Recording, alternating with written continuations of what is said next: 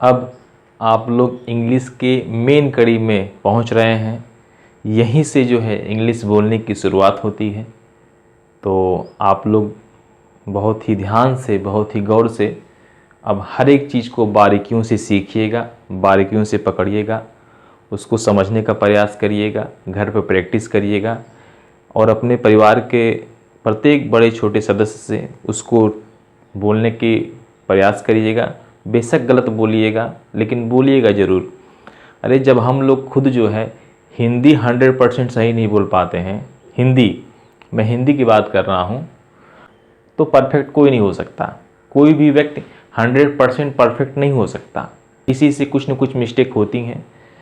तो गलतियों को नज़रअंदाज करिए और आगे बढ़िए का प्रयास करिए, गलत या सही। ठीक है, तो आइए आज हम लोग सीखेंगे कि एम इच आर का प्रयोग कब, कहाँ और कैसे होता है। तो आइए हमारे साथ बने रहिए।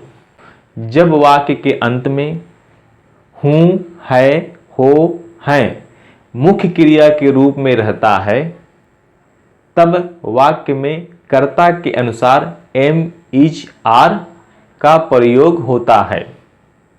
ठीक है, जब वाक्य के अंत में हूँ, है, हो, हैं मुख्य क्रिया के रूप में रहता है। यहाँ पर हूँ, है, हो, हैं ये मुख्य क्रिया के रूप में कार्य कर रही हैं। ठीक है, यहाँ पर मुख्य क्रिया यही है, यानी किसी चीज़ का होना, किसी चीज़ का यहाँ पर जो है किसी चीज़ का होना ही जो है वो मुख्य क्रिया है। ठीक, आगे बढ़ते हैं। तब वाक्य में कर्ता के अनुसार एम इच आर का प्रयोग होता है। मैं आपको बता चुका हूं कि एम इच आर का प्रयोग कब, कहां और कैसे होता है। ठीक, तब वाक्य में कर्ता के अनुसार एम इच आर का प्रयोग होता है। ठीक, अब जैसे आई के साथ एम का प्रयोग होता है। ठीक, ही सी के साथ इट का प्रयोग होता है। अब जैसे देखिए आई के साथ एम का प्रयोग होता है। ठीक, ही सी या किसी एक वचन नाम के साथ इच का प्रयोग होता है। ठीक, अब देखिए, अब जैसे दे, वी, यू और कई नाम के साथ आर का प्रयोग होता है। ठीक, इसके बारे में मैं आपको चर्चा कर चुका हूं। तो नियम को पढ़ते हैं। अब जैसे देखिए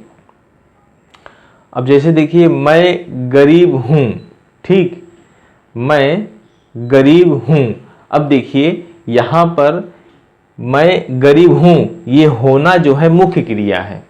ठीक है, अब जैसे देखिए मैं गरीब हूं, तो ये जो हूं है यही मुख्य क्रिया है। ठीक, गरीब होना जो है ये मुख्य क्रिया है। ठीक है, अब जैसे देखिए हम लोग धनी हैं, अब यहाँ पे ये जो है यही मुख्य क्रिया है, होना। अब यहाँ पर देखिए गरीब होना मुख्य क्रिया यानी है, मुख्य क्रिया है। हम लोग धनी हैं, यहाँ पे होना यानी है, यानी मुख्य क्रिया है। ठीक, तो वही चीज़ यहाँ पे कह रहा है कि जब वाक्य के अंत में हूँ, है, हो, हैं मुख्य क्रिया के रूप में, है ना, मुख्य क्रिया हूँ, है मुख्य क्रिया के रूप में रहता है, तब वाक्य में कर्ता के अनुसार एम इच आर का प्रयोग होता है। ठीक है, जैसे देखिए मैं गरीब हूँ, क्या हो गया, आई एम पुअर। ठीक, हम लोग धनी हैं, वी आर रिच। ठीक है, अब इसके नियम को पढ़ते हैं कि अब इसको बनाने का नियम क्या है। ठीक, इसके नियम को पढ़ते हैं। तो रूल है अफर्मेटिव सेंटेंस का, यानी साधारण वाक्य का। मैं आपको बता चुका हूं कि वाक्य कितने प्रकार के होते हैं। ठीक, तो उसमें से ये है अफर्मेटिव सेंटेंस यानी साधारण वाक्य। साधारण वाक्य के ये नियम हैं। सबसे पहले सब्जेक्ट माने कर्ता। सबसे पहले सब्जेक्ट माने कर्ता। ठीक, अब कर्ता के अनुसार यहाँ पे एम इच आर में से कोई एक लगेगा। ठीक, जैसे अगर कर्ता आई है तो एम लगेगा।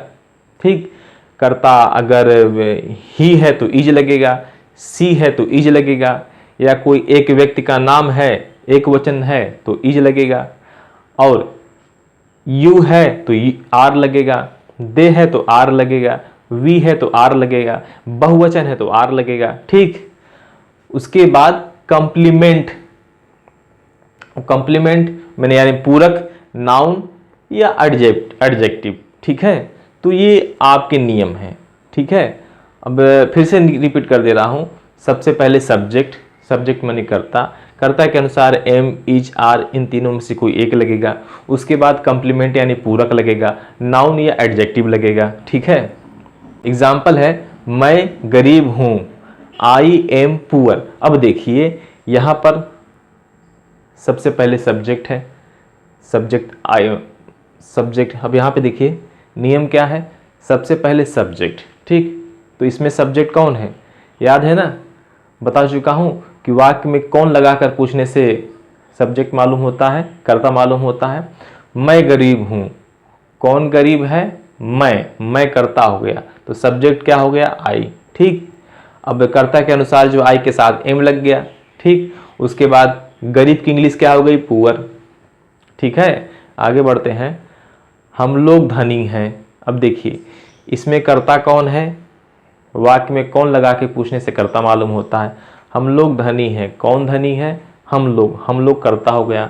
हम लोग की इंग्लिश क्या होती है, वी लग गया। अच्छा वी क्या है, बहुवचन है। अब वी के साथ क्या लगेगा, आर क्या है, बहुवचन के साथ लगता है, तो वी आर लग गया। धनी की इंग्लिश क्या होती है, रिच होती है, रिच माने धनी, ठीक है।